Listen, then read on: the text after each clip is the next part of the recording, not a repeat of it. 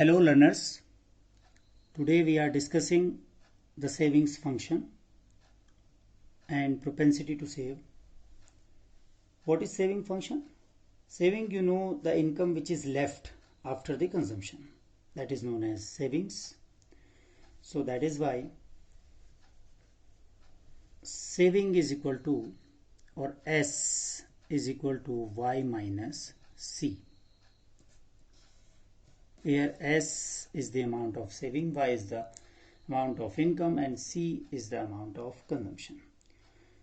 So the relationship between savings and income is called the saving function. The relationship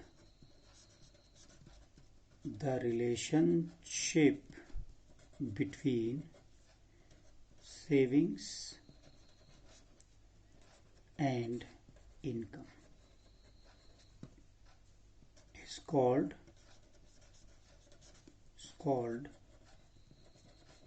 savings function. As we know, S is equal to Y minus C. Total income either will be consumed or saved. So in this way, we can derive the saving function from the consumption function as well. So we can describe this equation. The equation tells us that by definition, savings is equal to income minus consumption. Now after substituting the consumption function, we can write the equation like this: S is equal to Y minus. Now we are substituting the consumption function equations over here: C bar plus by. So S will be equal to Y minus C bar minus by. We can further simplify it as S is equal to minus C bar 1 minus B. We take the Y common over here.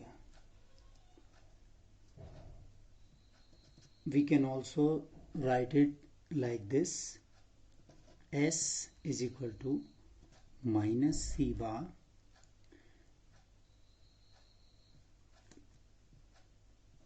plus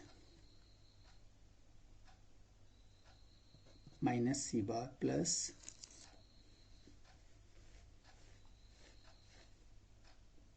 small s y. So this is the derivation of savings function from the consumption function.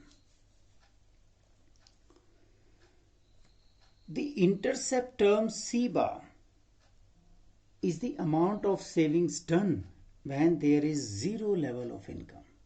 We know that when income is zero, there is some level of consumption, some essential consumption is also will be there. So that time the savings will be negative. That is why here C bar is in negative form, because at this stage there is no saving but dissaving is there. Now small s is equal to 1 minus b. What was b in consumption function? It was MPC. And here 1 minus b means it is the level of MPS. So it is the slope. It is the slope of savings function. In case of consumption, it is known as marginal propensity to consume, and in case of savings, it is known as marginal propensity to save. Hence, hence it is known as marginal propensity to save. What is marginal propensity to save? MPS, what is called as MPS, represents the slope of the saving function as it represents change in saving due to a given change in income. So again here the marginal propensity to save is having the same kind of relationship which the marginal propensity to consume is having with the consumption. Now we should understand about the relation between MPC and MPS. Relation between MPC and MPS. MPC and MPS is always equal to 1. MPC plus MPS is equal to 1. Why this so? Have a look. Since Y is equal to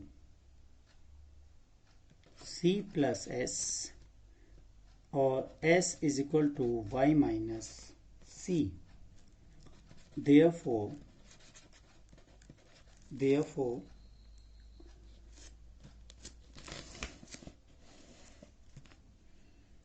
MPS is equal to change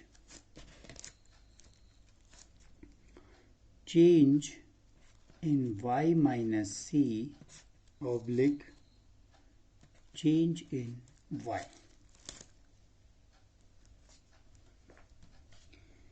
Or what is called as or change in S oblique change in Y.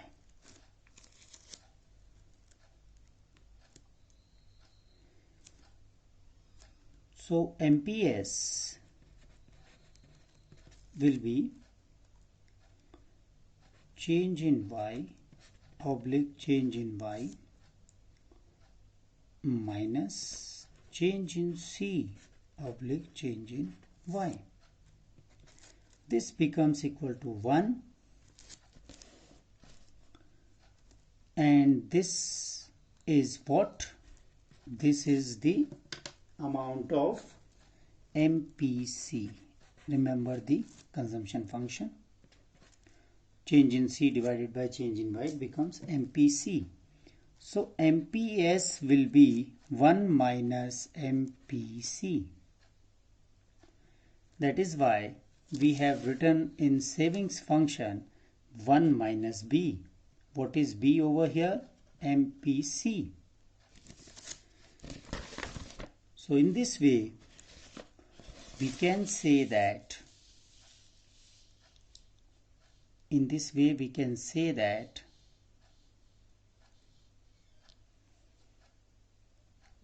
the MPS plus MPC is equal to 1.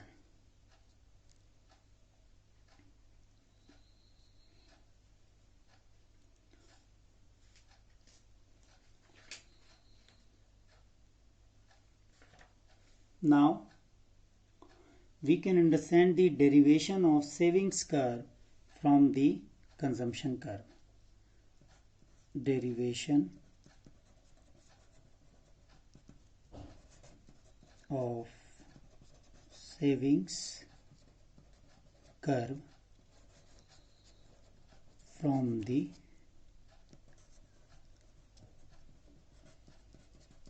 consumption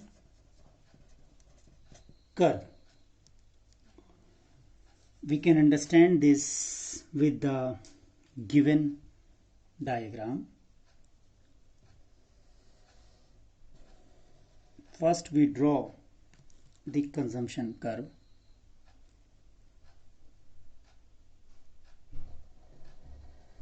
This is the income curve or Y, which is equal to C plus S. Then this one is consumption curve, C bar and C. Now we understand this. First, to draw the savings curve from the given consumption curve, first we draw the 45-degree line, which is the income curve from the origin. Given consumption curve CC intersected at point B. This is the break-even point where consumption becomes equals income. C is equal to Y. So at this point C is equal to Y. It means there is no amount of savings over here. Here S is equal to 0 because Y is equal to C plus S. Take OS1. OS1 equals to OC1. This is OC1. So equals to this, we will take OS1. Why we are taking this? Because when at the zero level of income, there is some sort of consumption as well. So the savings will be in negative forms up to the equal amounts. That is minus C bar. That is why saving function is equal to minus C bar plus 1 minus BY or small sy. So we take OS1 equals to the OC1. Now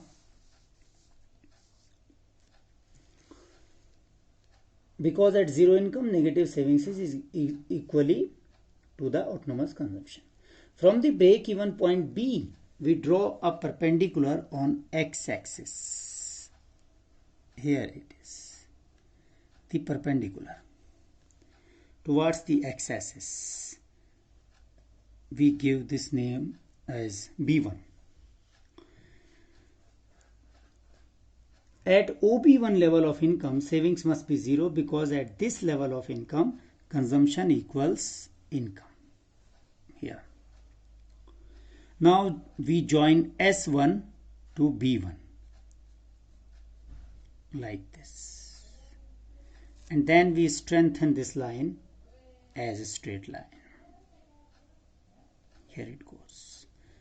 So this S1S will be the required savings curve which we have drawn with the help of given consumption curve. So at first step, step 1, draw 45-degree line. Step 2, from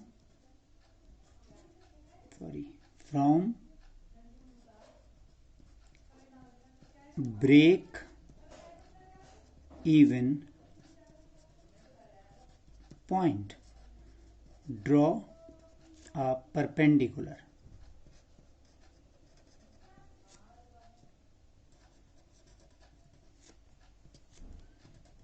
on x-axis. Step 3, join the points S1, B1 and extend it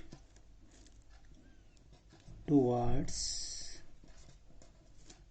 the S. So in this way, we can draw the savings curve with the given consumption curve. Now we will understand the average propensity to save. As in case of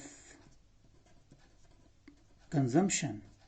What was the average propensity to consume? It is the per unit consumption at the per unit level of income. So average propensity to save, what it will be? Average propensity to save, or APS, is the savings per unit of income. Like in case of consumption, it was consumption per unit of income. Now APS will be, it is savings per unit of income. Symbolically, APS is equal to S/Y. And what was MPS? MPS is equal to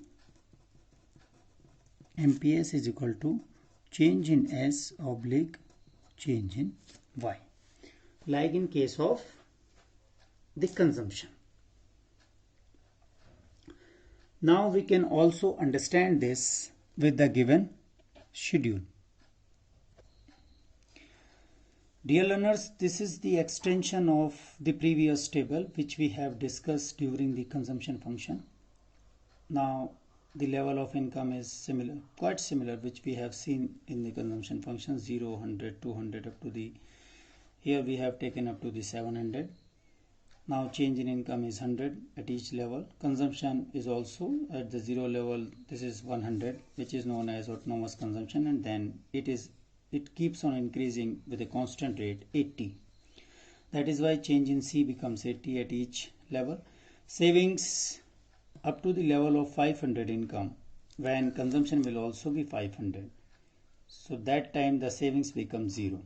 And before this level, the savings is in negative, which is known as dis-savings, because saving is Y minus C. When we minus 180 from 100, it becomes minus 80. When we minus 260 from 200, it becomes 60. So at each level, savings keeps on increasing with a fixed amount, that is 20. So savings, change in savings becomes 20 at each stage. APC we have calculated earlier, C/Y, 1.80, 1.30 and so on. When income equals to consumption, that point of time, the APC becomes 1, because the whole amount of income is being consumed. And APS becomes 0, because there is no savings. Savings is 0. MPC is 0.8 at each level, and MPS definitely will be 0.2, because we know that the summation of MPC and MPS becomes equals to 1. So some of the important observations from this table are that APC is continuously declining. At first it was 1.8, then 1.3, then 1.13, then 1.05 and so on,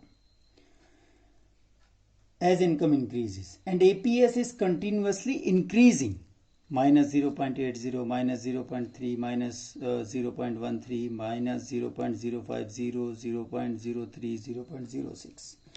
So APS is continuously increasing and APC is continuously decreasing.